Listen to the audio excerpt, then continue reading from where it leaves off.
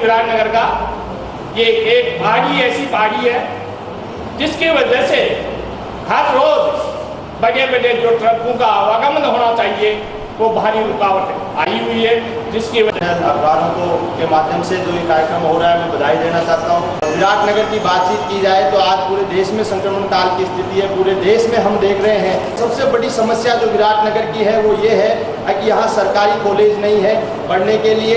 लेकिन सबसे बड़ा दुख इस बात का है कि कॉलेज को लेकर कोई भी आंदोलन आज तक विराटनगर में नहीं किया गया। तो ये यहाँ के जनप्रतिनिधियों और सामाजिक कार्यकर्ताओं उनके लिए बड़ी शर्म की बात है। कि मटर मंडी के लिए लेकर है जो मेड से जो मटर उत्पादित होता है वो पूरे देश में खपत होती है। उस मटर की पूरे देश में मेड का मटर जनता खा रही है, लेकिन मेड में मंडी नहीं है सरकारी। और फल सब्जी मंडी यहाँ विराटनगर में नहीं है, यह भी प्रमुख समस्या है।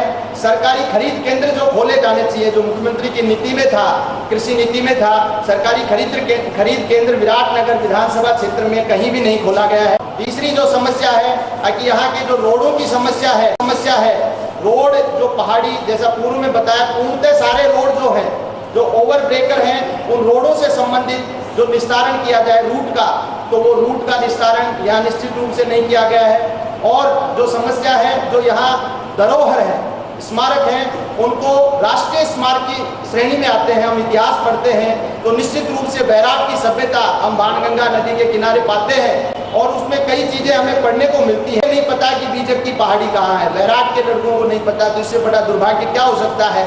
हमारे जो यहाँ के स्थल हैं, जो ऐतिहासिक स्थल हैं, पुरातत्व स्थल हैं, उनका संरक्षण किया जाना चाहिए। और भी गैर कानूनी गतिविधियां हो रही है जो यहाँ पुरातत्व विभाग है, आर्कियोलॉजिकल डिपार्टमेंट है, उसको हमने ज्ञापन भी दिया था। लेकिन निश्चित रूप से यहाँ जो भी विभाग है, सरकारी संस्थाएं हैं, जनप्रतिनिधि हैं, सभी पार्टियों के वो नीरस हैं। और मैं तो ये कहूँगा कि आज जो भी राजनीतिक पार्टियां हमारे सामने विद्यमान हैं, ये लुटेरों के गिरोह हो गए हैं और ये लुटेरे हमारे बीच में आते हैं, भेड़िए की तरह शकल बदल के हर 5 साल के बीच में हमारे पास आते हैं। हम समस्याओं का गुणगान करते हैं और निश्चित रूप से हम उनसे पूछ नहीं पाते कि किस किस समस्या का निस्तारण हुआ है।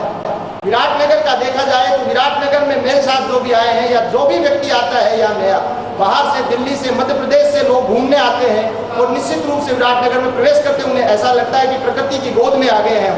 पूरे राजस्थान लेवल पर नहीं, राष्ट्रीय स्तर पर इसका नाम है। लेकिन बावजूद इसके आज गणेश मंदिर की तरफ देखें तो वहाँ भी अतिक्रमण और सफाई नहीं है, रास्ते की लाइट्स की व्यवस्था नहीं है, बिजली की व्यवस्था सुचारू होनी चाहिए, लाइट्स की व्यवस्था होनी चाहिए। जो भी यहाँ पुरातत्व स्थल है उनका पूरी मॉनिटरिंग होनी चाहिए, सुपरविजन होने चाहिए।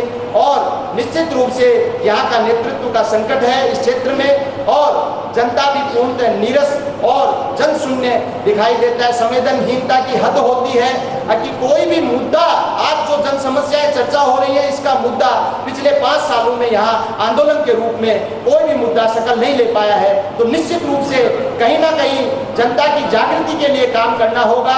जनप्रतिनिधि खेल रहे हैं, विफल रहे हैं इन्हीं समस्याओं के साथ। मैं तो इतना कहना चाहूँगा कि है बहुत अंधियार, अब सूरज निकलना चाहिए। जिस तरह से भी हो ये मौसम बदल